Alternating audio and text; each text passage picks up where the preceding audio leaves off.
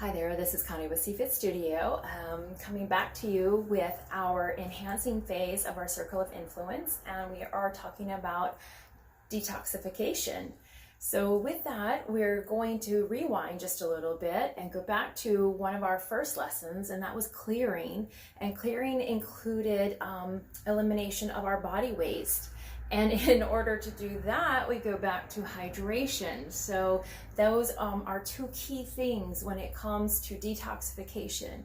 Be sure that in order to clear our body waste, that you have enough water, that you have enough fiber, which means need enough water, and then you need movement to help bring all of that about and get things out on a timely manner.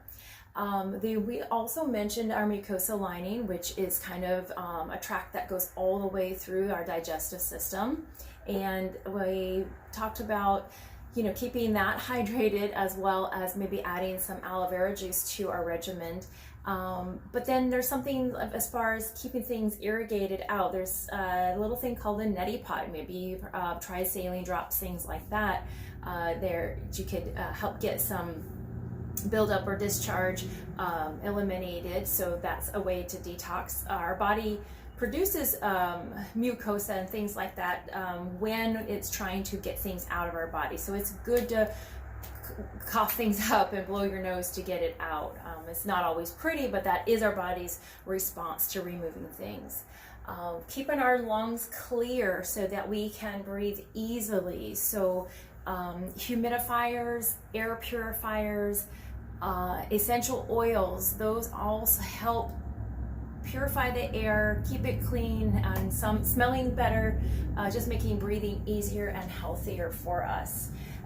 We go back to movement. So our lymph can't move itself. So again, when we move around our bodies, that helps pump things out. And so because lymph is part of our immune system, it can get clogged up by collecting all of these toxins, but if we're not moving it out, it doesn't really go anywhere. So movement is very important for that. Things like gentle jumping, even blowing bubbles, yoga, that also will help move things along in a gentle fashion.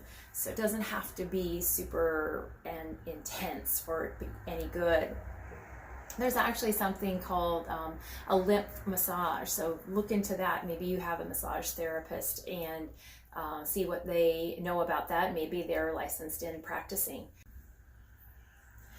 Some other ways would be saunas for detoxification and Epsom salt baths. They're great for detoxing as well as absorbing magnesium to help with other body functions and muscle soreness. And then we'll get to our liver, which is the king of detoxification in our bodies. It's a multitasker, so it's very busy.